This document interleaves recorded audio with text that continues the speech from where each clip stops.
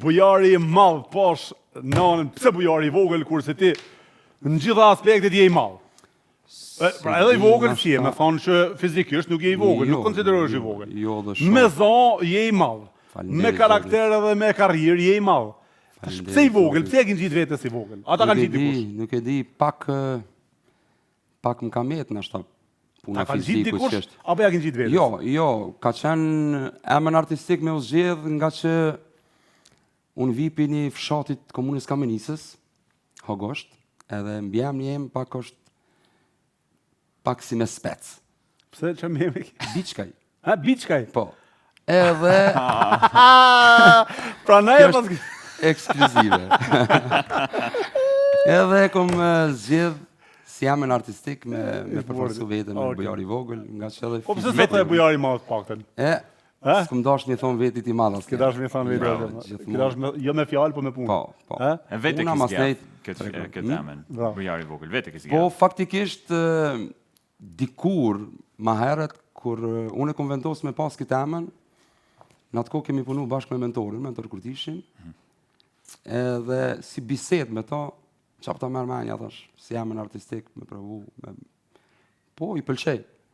Thonë s'kisha thonë me lyp tjetër emën artistik. Me majtë në men. Po, edhe aty filloj gjithçka. Aty filloj gjithçka. Çka do të më thonë kjo? Gjithçka. Gjithçka. Bukur. A më duket a kemi pas Biçkaj, ai djali që është i martuar me brazilianën? A është? Ai e doni apo jo? Më duket i njëjti emër. Edhe ai Kamenicës Gjilanit është. Po edhe ai Kamenicës Gjilanit. Nëse ki diçka është i fshatit Hogosht. Po, e paske Kushërim duket. Sa përshëndes. Po, është i djalë shumë i mirë, i martuar me braziliane, Carmela ajo. Kanë një 3-4 fëmijë kanë bashkë, kalojnë një jetë shumë të mirë, i kanë pas një herë apo dy herë në emision. Interesant, po më duket këtë mbiemër ka, nuk e di. Sigurisht, nëse ka këtë mbiemër është i fshatit tim, se s'ka tjetër kënd. Si po kalon? Mirë Altin, mirë. Përgjithësi? Përgjithësi ka dash zoti shumë. Sa vite bën në Zvicër bujar? 22 vite. I bjen sa vjeçar ke ardhur? Domethënë, ku marr 23 vjeçar. 23 vjeçar, tash pyetja tradicionale që s'kena kam shkuar, ka qenë vështirë për ty me ik prej Kamenicës marr me jetu në Zvicër? Zakonisht po, se unë para se marr këtu në Zvicër, domethënë kam punu si arsimtari i kulturës muzikore.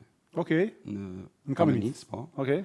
Në shkollën Fanoli, kam punu për rreth 4 vite. Domethënë qysh 19 vjeçar, sa marrova shkollën e muzikës, ishte mungesë e arsimtarëve të muzikës, për shembull, një arsimtar i historisë jepte muzikë.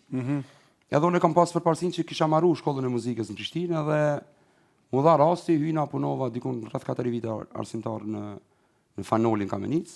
Në atë kohë për mu, me qenë arsimtar, ishte privilegj i madh edhe gjoja ma mirë që më ka ndodhur në jetën time.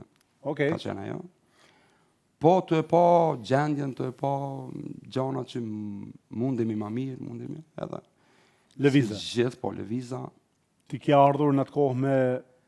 Ka marrë në atë kohë me vizpune, po si këngëtar, mas nej... A ke ardhur si këngëtar? Po, si këngëtar me vizpune. Edhe dikun 2010-ën, mas nej janë bo dokumentat me bashkëshortën në Itali. Edhe jetoj në Itali. Kam 2 vajza, një djalë. Jetoj në Itali? Po, jetoj në Itali. Cilën Si i Zvicrës? Jo. Vërtet e ke? No stres. No stresi? Spaghetti makaronit? Na, fjallin stres.